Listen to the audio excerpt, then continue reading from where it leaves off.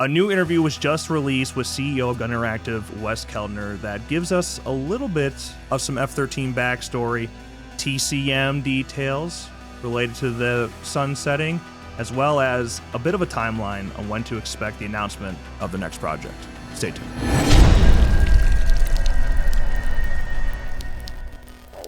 What's going on, guys? Welcome back to another video. Today, like I said, interesting interview just came out from the Middle Tech podcast. It's a kind of like a Kentucky local tech financial entrepreneur type podcast. Mm-hmm. And of course, of entrepreneurs in the Lexington, Kentucky area, one does stand out over there, and it's Wes Keltner at Gun Interactive. And yeah, they went over there, Middle Tech, to Gun Studio. So it's the first time we've seen this studio in a minute. Yeah. And I thought we were watching a stream for a second. I got some PTSD for a minute. Yeah, sat down and did an interview with Wes. It's about an hour long. So if you want to check out the whole thing, you can. And I will actually say it's one of those things where it doesn't matter how mad you are at Gun. It doesn't matter the situation or how like frustrated I am with TCM. When you sit down and you have a long, open conversation with Wes like this, it's hard not to like the guy. Yeah, that was the first thing I said when we sat down before we started recording, and even like halfway through watching it. How can you not root for someone or some people like this? Yeah, you know? It's just it's one of those things. Yeah. Then you're like, oh man, that's right. The game just got blindly sunsetted out of nowhere, no warning, right after PlayStation Plus. The snowball effect of all that is still lingering. Right. But yeah, you could tell when in this interview that Wes has a very real passion. And I see that when he's talking about F-13.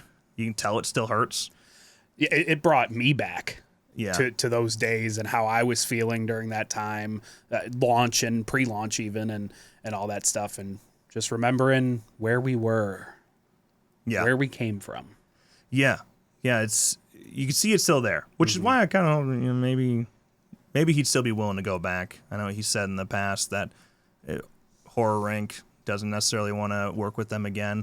I think money talks, and I think that IP moving again, and especially because another game is going to be made, do you really want someone else doing it? Or are you willing to take a bit of a sacrifice and make it happen, make a deal? And as we said before, with all the mods that keep popping up and the DNS especially popping off, it just shows so much real interest. It finally got to TikTok. Yeah. And now I see every other clip is people posting about F-13 is back, it's back, and they're so happy. Yeah, imagine if it was legit. Actually. Yeah, imagine if it was actually rights holders and a proper dev working on it and some real money behind it. Right. That'd be nice. But so in terms of the F-13 section, there's a couple things that are interesting to me. One, Wes did say that they stopped content by court order by judge. Just after barely even I don't think we were quite a year old, the entire IP went to court. So that by order of judge, we had to stop putting anything into the game. We weren't brought to court. We weren't in any kind of affidavits or any kind of legal documents. We were just told, hey, nothing else that's related to Friday the 13th can continue. You have to stop until there's a ruling, like to find out who owns what. That's the first time I've ever heard that. Yeah. It never sounded like that. It always felt like the way they were talking about it and kind of the way Larry would explain it to us is that Horror Inc. made a call to halt all content and all merch and things like that.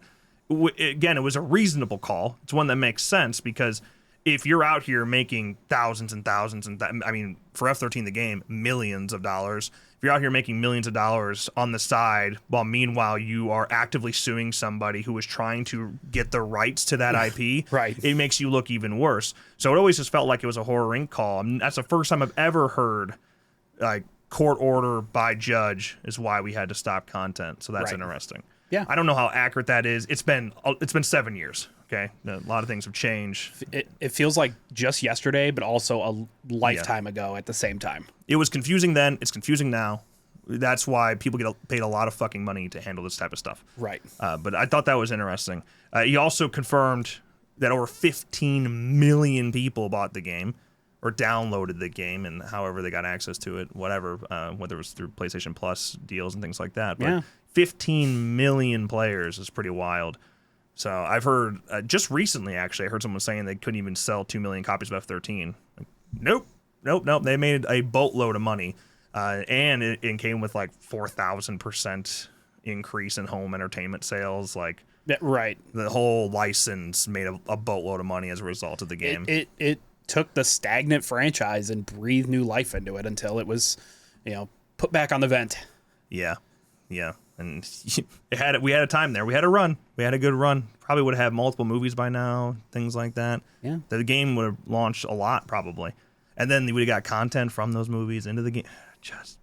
It's still annoying talking about it, but so I thought that was interesting. Was there something else I thought was interesting? No, I don't think so. But and then, not to mention as well, because I was hoping if you asked Wes the right questions about F13, which obviously Middle Tech Podcast is not like fishing for ASIM answers. He's not in the game. Yeah. I mean, he actually asked some questions that I was not expecting. Like he actually asked about Gunn's next game. I wasn't expecting that. Right. I thought it was going to be more like the first half of the interview, your origins, your entrepreneurship, etc. Yeah, but that last 30 minutes, we start getting some juicy details. But yeah, he never, when talking about the lawsuit and F13, he actually specifically says, like, it's why you can't go out right now and buy a T-shirt with the hockey mask on it, which now you can. And merch is moving, and Warner Brothers and their trademark is different than Jason Universe. And he never says anything that is like, now the IP is moving again. Now things are happening. He doesn't mention Crystal Lake. He doesn't mention Jason Universe. Right. Which is either like he's out of touch or it's very smart. I think it's just Wes being very smart. Absolutely. He's a sharp guy, and I think that's what happened there. He's like, if I mention a single word about like modern F13 and things moving, guys like Slash and Cast who sit at their garage on their stupid podcast and talk about this crap, they're going to run with it. And you're right. You're absolutely right. So, yeah, I think he was just smart and knew exactly what not to say. So we can't go put our tinfoil hats on for that. No. Shame. Come on. So it's just, I go 40 minutes in this interview, and it's like that one Shane Gillis joke about George Washington, where he's like, man, I hated him the whole time. And then all of a sudden, you gas him back up. And George Washington was 6'2". Like, nice. Yeah, that's how I was with Wes, where I started this interview. I was like, God, fuck, Gunn sucks. And then, like, as it goes on, he's talking about things. I'm like, oh, man, Wes is a dope guy. I forgot. He's a good dude. He is. And then, like, 40 minutes in, Text Chainsaw Massacre comes up. Is that Rain? It is Rain, right? Yeah, when they start talking about Text Chainsaw Massacre and getting that license, and of course he had to talk about the sunsetting. And it's the first time Wes has said a word related to the sunsetting of the game.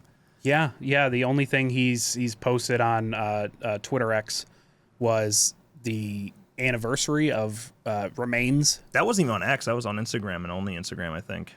For the anniversary of the soundtrack. You're right. Yeah, it was on Instagram. Yeah, anniversary of recording it, or just reminiscing about it. Yeah, I believe it's for the 2-year anniversary of it, of the release of the soundtrack. So, yeah, that was it. He hasn't said anything about it, and I was like, man, when you get asked and you have to kind of not read from a script, you're not writing it out, how do you answer the question about the end of content? And even though I was liking him, he was gassing me up for 40 minutes. I was back on his side there for a second. His answer was not satisfying, and I'll just show you guys the clip real quick. And we spent a year putting as much content as we could into the game because we only had the rights to the first movie, and so there's sort of a limitation to how far you can go creatively with that before it also starts to feel like you're doing the same thing. Yep. So we wanted to keep everyone in there feeling unique and different and interesting. So we took that out as far as we could, and then we said, okay, creatively, this is the vision we have for this game, and now we're moving on to the next adventure. When you listen to it and you hear it explained in, he's well spoken, he's a charming guy, so he's well spoken. And you're kind of like, when you hear him say it, it's like, oh, that kind of makes sense. And then all of a sudden you remember all of the other stuff that is leaked and all the things that were supposed to be coming into the game, and then the amount of skins we didn't get, and they confirm that they have the rights to every Leatherface skin and all that, and you're like, creative end? Really? Full potential. Full potential? He didn't say that in this interview, thank God. Oh, if full potential would have came out of his mouth, it would have been bad. I would have turned the shit off. Yeah, just still, like, saying it's been to its creative end. I understand he's protecting Black Tower. I know what he's doing, but it's still like the words are not satisfying, man. It's frustrating. Like you literally have a character. True. Right? Yeah, because it's just factually incorrect. Like we all know that. He knows that. And like you literally had a character that you mocapped and never got to put in the game because of the situation that played out. So yeah, it's not satisfying, and it's like, okay, yeah, we reached our creative end, and we're moving on. And by the way, we did it immediately after that PlayStation Plus deal and screwed over everybody that just got the game and invested into DLC. Yeah, he did mention the Game Pass and the PlayStation Plus deal in this interview, and when I heard the PlayStation Plus, I'm like, ooh, yeah. That immediately ended it. He did. He's subtle about it, but especially when talking about Game Pass, he's like, it threw a lot of players onto the server immediately. I was like, so that was expensive. Yes. Right? Obviously. Oh, yes. yeah, no shit. And you're talking, because he said it, jumped to 3 million players within a month, right? Within a month, there were 3 million players on the server. And like, yeah, it adds up fast, dude. That Game Pass investment probably went bye-bye pretty quick. But there was only this many on Steam, so no one's playing. Yeah, that's how it goes. But first of all, most of the PC players were playing via Game Pass. Yes. So, but yeah, it's interesting. And it's still, that answer is just not satisfying, and it's going to haunt them for a while. I think their Gun's best bet to try and reel back in fans is doing what Wes is doing right here. I think taking the heat and being personable and going back out and showing face again, because the fact is you've done it already. And that's why it's more frustrating now, because you've done it already. We know who Wes is. We know who Matt is. And now that they've kind of vanished, we're like, yeah. Well, right, and them being more active than ever on their socials now after the game is done. Yeah, that's a damned if you do, damned if you don't situation. Exactly. That's also justifying keeping people on staff and not laying them off in this interim, which you have to respect completely. Right. And I tell you, it's not nearly as bad as what Evil Dead the Game did with just retweeting fan art like once a day for years. For a year. Oh yeah, a long time. And it was like, can you just stop? All right. That it got so to the point where it's just a retweet, right? But people were attacking the people they were retweeting. The people they were retweeting. Yeah. You just like.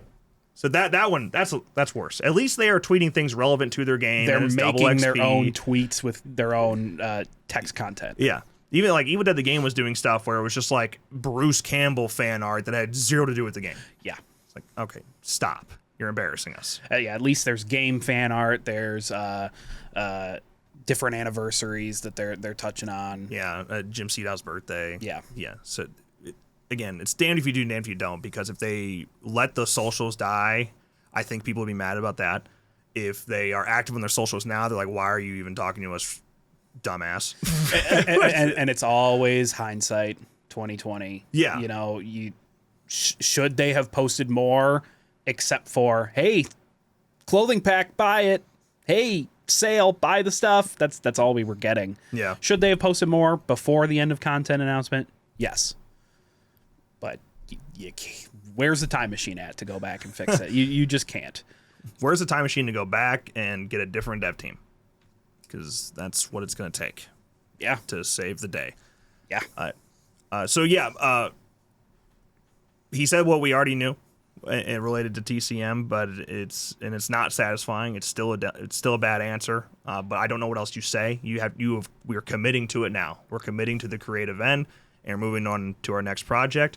And he actually does ask about that next project and gives a way more clear answer on when to expect the announcement of the next project than I ever thought he would. Crazy. Yeah. So, yeah, we have a real clip of that. So let's check out this clip from the Middle Tech Podcast. Before we let you go, any hints around what's coming next for you guys? Anything that you're willing to share? Yeah, we'll be announcing, really soon, the next few months, kind of what the next project's going to be. But it's something that I hold near and dear to my heart.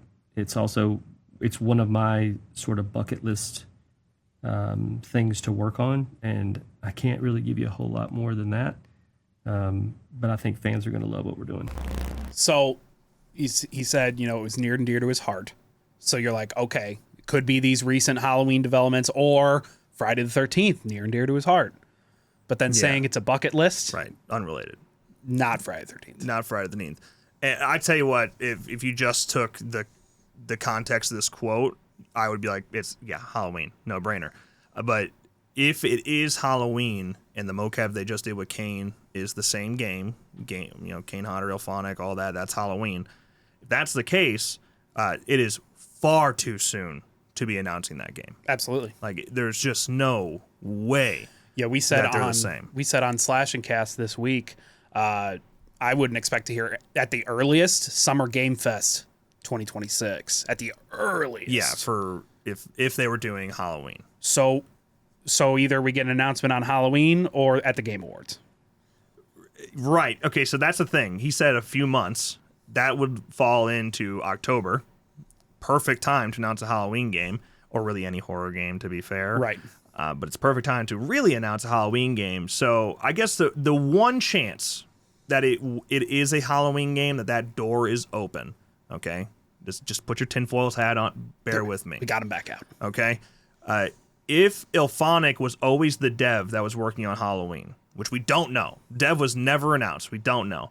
If Ilphonic was the dev for Halloween all along, and they were relatively far along, like when the Halloween was originally announced, things were moving, yada yada. Which again, we don't know genuinely. Okay, if that's the case, then Gun jumping in, it could have just given a bit of a budget boost, and they were like, hey, how about we change the mocap of Michael, or we go out of our way and let's get more kills in the game. And so that mocap session could be like a mid-development mocap session. Right. So then that door is open to get the game out in 2026 still.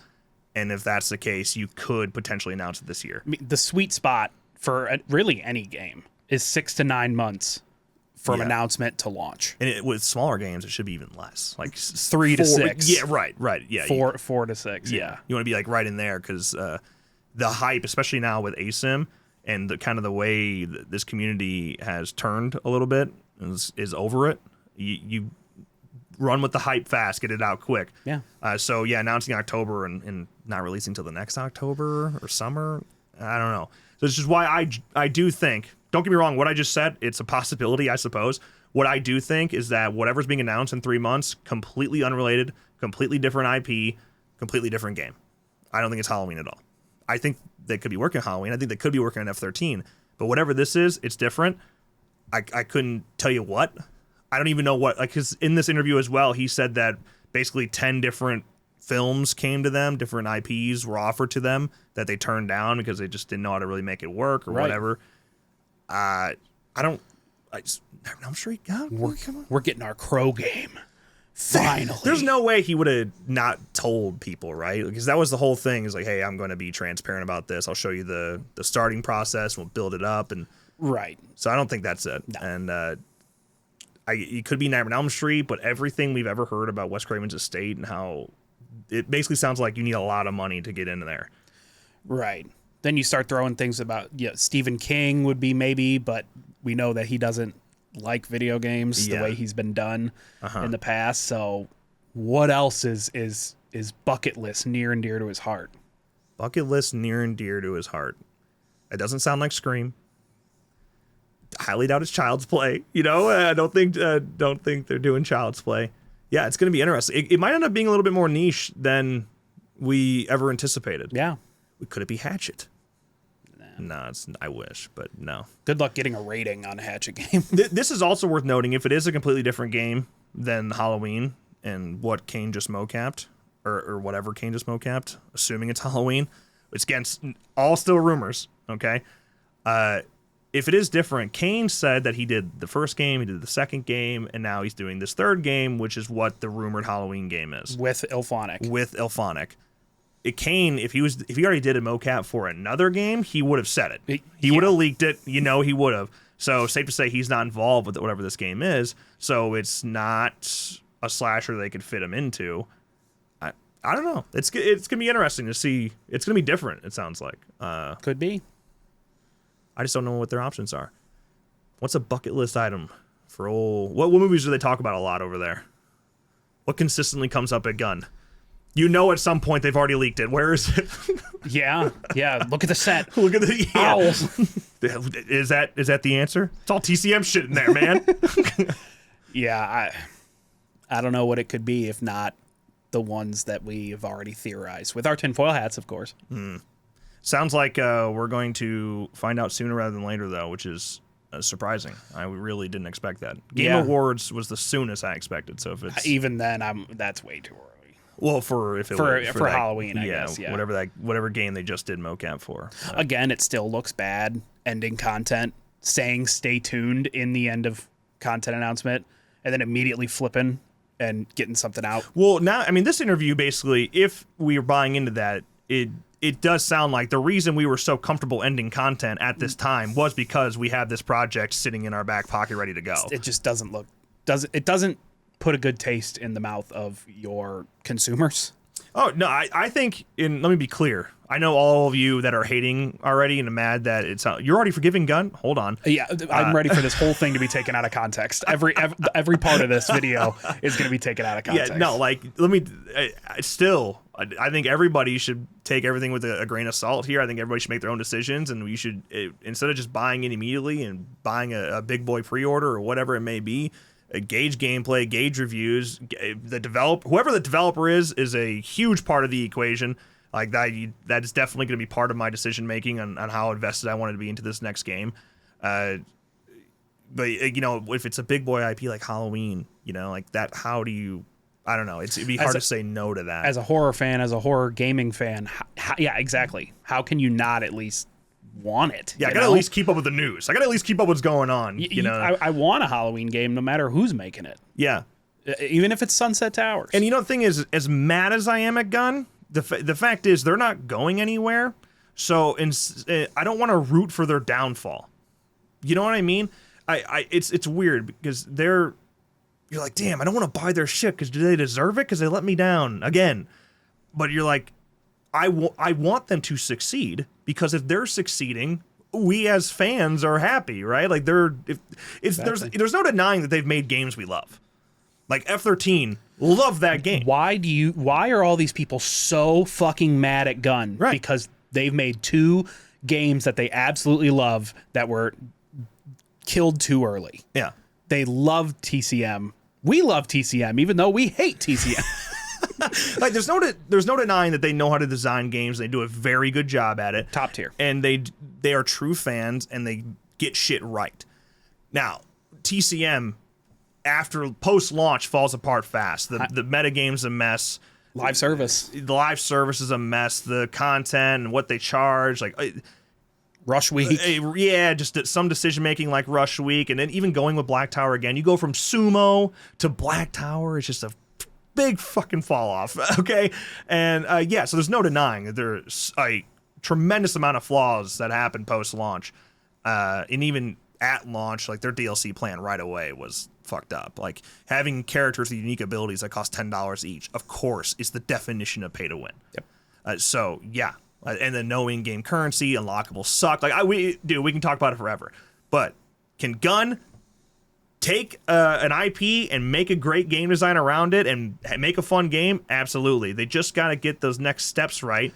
And you want them to. You want them to do it because like it is still shit you love. It's like I said, it's always conflicting because you're like, damn, I never want to buy a game from them again because they fucked me twice. They didn't really fuck you with F13, but it feels like it. You're like, you don't want to buy a game from them again, but at the same time, you're like, damn, that's like, I want Halloween to be successful because that's my baby over there, and I want F13 to come back or any of these other horror IPs that are out there. Right. And I don't like the argument of that's what they do. They cash grab, abandon it after a year. Can't wait for Halloween to be abandoned after a year. Why would they not? Why would they just say, hey, we're good with hitting 50? when we could make 500. Yeah, well, that's why TCM, when they say the creative end bullshit, is so frustrating. Because it's not true. Right. Because the fact that they can just say, the fact that they can consider that is so frustrating. It's like, dude, you guys could have made so much more money. You know that. You know you're not at your creative end. I mean, even changing the monetization strategy halfway through could have done wonders. Yeah. It just got fumbled, man. It just got fumbled and it snowballed. They went with the wrong dev team, man. They went with the wrong dev team to take on live service, and it got fumbled. That's why the statement's so frustrating. If they would have had a more transparent statement, which again would have resulted in shitting on Black Towers, yeah. And again, that statement should have had Wes's name on it, Wes and Ronnie's name on it, or just said the Gun Interactive team. It shouldn't have had Sid's name on it. Yeah. I don't know what I was gonna say. I forgot. Like I said, all of you that were going to comment this that I'm specifically talking to right now, you probably didn't listen this far, but I was going to say, if you are somebody who never wants to buy a gun game again, I think that's totally justified. If that's where you're at with that, I think that's more than justified. Or definitely not buy at launch. Wait it out. I think that's more than justified. That's totally fine. I don't think you should be attacking anybody who wants a game like that, though. Right. I think if there's people out there that want to give Gun a chance still, I think that's fine. I think there's people that are like totally done with their bullshit. I think that's fine. It's your money and your money is spent. I can already predict a comment that starts with, guys, no. There's so many of those on any of our videos in the last month and a half. Just guys, no. Yeah, it's explaining why they will not be participating. They will not be buying, why they don't trust. That's fine. But don't tell other people how to feel. And again, don't take all our shit out of context. It's too late. It's too late. There's so many YouTube shorts on Reddit right now, or too many clips on Reddit right now of all the glazing we just did. A whole video of us glazing. I want something to glaze. I think that'd be great. What do you mean by that? You know what I mean? I want something to glaze. Want them to make it happen. It's going to be an interesting rest of the year. I didn't expect to get anything that's happened this last week with the Halloween rumors, leaks, etc. Didn't expect any of that to happen. Didn't expect potentially something in the next coming months for info on the next game. Yeah. It's going to be an interesting rest of the year. Yeah. Damn. Who would have thought? But that's an interview. That's the Middle Tech interview. You should, honestly, if you don't absolutely hate Wes's guts and you think there's something to redeem there, you should watch the interview because it really is a good one. Even if you like you have a marketing brain, yeah, you will appreciate the first 35 minutes of this interview alone. Yeah, Wes has a really cool come up story. So it's yeah, like I said, it's hard not to like him. Yeah, it's hard not to root for people like that. Yeah. Again, it's really hard to write someone off completely. Fool me once, shame on you. Fool me twice, go fuck yourself. But there's also third time's the charm. but you can always learn and grow and change. And hindsight is 20/20. Yeah. Take the good that you had going with F13 and learn from the bad that happened with both games. And maybe third time's a charm. And if it's not for you, don't buy the game. That's fine. There were some things that they, like we saw from F13 that they learned and took and made sure they fixed in TCM. So now if we could just do the same thing with TCM, basically take your entire live service and change it completely. For the love of God, we need a roadmap. Yeah, it doesn't even have to be very specific. Just one you're going to stick to.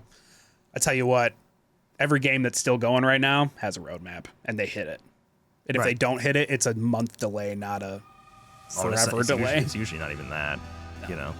It's not literally announcing content that fell out of scope, right? Shit doesn't fall out of scope on a content plan. Right. I got a folder on my phone that's full of roadmaps. Because you know what's at the top? The F13. I haven't looked at that in a while. And then I just have a black screen for the TCM roadmap. Oh, yeah. Yeah, but okay, that's it. That's enough rambling and venting. Let us know your thoughts on this little interview. Watch it. Watch the interview. Watch it. Link in the description. But Let us know your thoughts and comments below on the clips we shared. But that's going to wrap this video. If you enjoyed, make sure you drop a like and subscribe to our channel for more videos like this one. And of course, as always, thank you guys so much for watching, and we'll see you in the next one.